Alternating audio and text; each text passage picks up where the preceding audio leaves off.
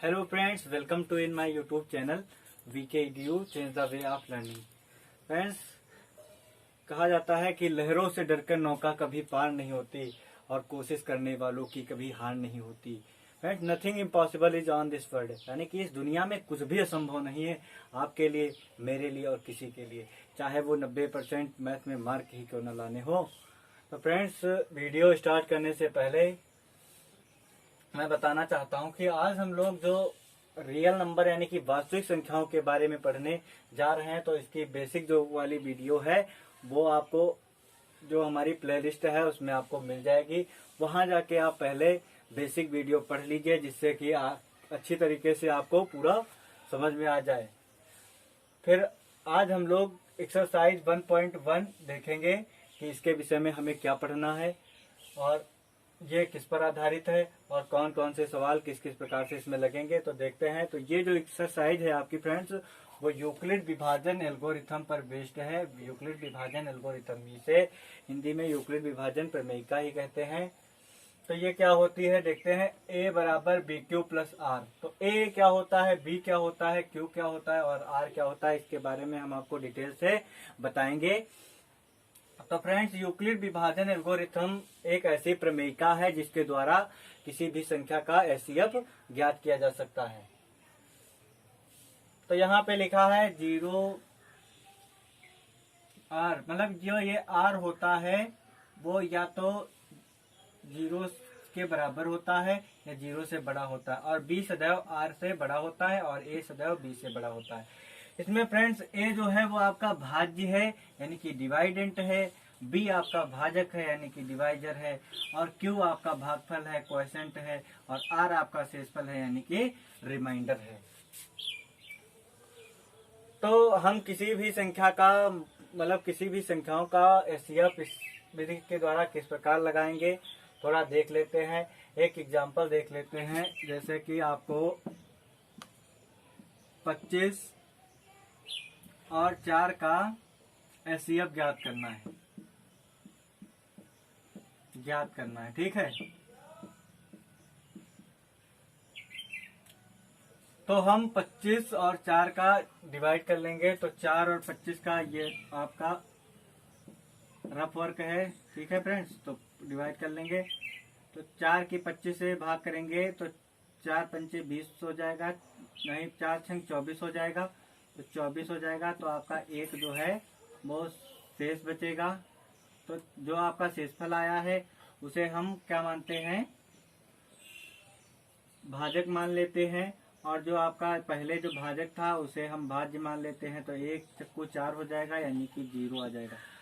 तो फ्रेंड्स, एक बात मैं आपको बताना चाहता हूं कि ये जो हमने भाग विधि द्वारा HCF ज्ञात किया है, तो इसका ही उपयोग करके हम ये यूक्लिड विभाजन प्रमेयिका में इसका प्रयोग कैसे कर सकते हैं। तो सबसे पहले मैं आपको बताना चाहता हूँ, जिस संख्या का भाग किया जाता है उसे भाज्य कहा जाता है, यानी कि ये 25 आपकी A हो गई डिवाइडेंट, ठीक है। फिर जिस संख्या के द्वारा भाग किया जाता है उसे हम भाजक कहते हैं। क्या कहते हैं फ्रेंड्स, भाजक कहते हैं। इसे B के द्वारा डिनोट किया गया आपकी यूक्लिड विभाजन प्रमेयिका में। फिर जो भाग जितना भाग आता है, ठीक है, यानी कि जो आपका भागफल होता है उसे Q के द्वारा डिनोट किया गया। तो ये आपका 6Q हो जाएगा। फिर आपका जो रिमाइंडर बचा है वो आपका R हो जाएगा। तो इसको किस प्रकार लिखेंगे कि यूक्लिड विभाजन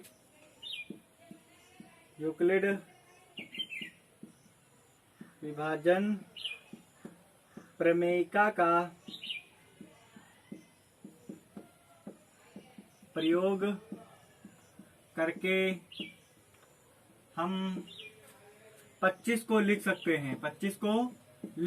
तो 25 जो है फ्रेंड वो हमारी जो है बड़ी संख्या है यानी कि 4 से। तो जो बड़ी संख्या है उसे हम भाज्य मान लेंगे, ठीक है, जो कि यहाँ पर दर्शाया गया है 25 आपका है। तो A बराबर BQ प्लस R की फॉर्म में लिखना है। तो A बराबर आपका 25 है तो 25 लिख सकते हैं। 25 बराबर आपका हो जाएगा B है आपका 4, यानी कि 4 आपका भाजक है। तो 4 यहाँ लिख सकते हैं, इसकी गुणा होगी Q से यानी कि 6 है आपका। फिर इसका जो जोड़ा जाएगा R, जो रिमाइंडर आपका शेषफल है, तो वो आपका 1 है, ठीक है। तो ये हो गई प्रोसेस। तो आपका रिमाइंडर 0 होना चाहिए। जो हमने बताया था कि जब तक रिमाइंडर 0 नहीं आएगा तब तक मासा नहीं ज्ञात हो सकता। तो यहाँ रिमाइंडर आपका 1 है, 0 नहीं है, ठीक है। इसलिए पुनः नए भाजक, तो आपका नया भाजक क्या होगा, आपका नया भाजक जो रिमाइंडर आया था वो आपका नया भाजक हो जाएगा, यानी कि एक नया भाजक 1 तथा भाज्य, यानी कि जो आपका पहले भाजक था वो आपका भाज्य हो गया, तो भाज्य आपका 4 हो जाएगा। 4 पर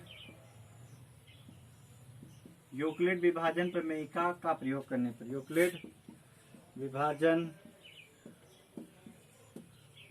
प्रमेयिका का प्रयोग करने पर, ठीक। तो यूक्लिड विभाजन प्रमेयिका का प्रयोग किया गया, यानी कि नए भाजक 1। तो अब जो आपका रिमाइंडर था वो आपका नया भाजक बन गया, यानी कि ये आपका हो गया B, और जो आपका भाजक था यानी कि 4 वो बन गया A, यानी कि भाज्य, और जितना भाग आया है वो आपका Q होगा और शेषफल आपका R हो जाएगा। तो आप इसको लिख सकते हैं। और फिर से बता दे रहे हैं, जो ये वो संख्या जो कि 0 आने का या शून्य आने का रिस्पॉन्सिबल होता है, जिसका उत्तरदायित्व तो 0 लाने का होता है, वही आपका मासा यानी कि HCF होता है। तो आप इसे हम लोग लिख सकते हैं। तो A आपका है 4, तो 4 बराबर आपका हो जाएगा 1 गुणे 4 प्लस 0। तो यानी कि आपका फ्रेंड्स 0 आ गया रिमाइंडर, तो R बराबर 0 है, ठीक है।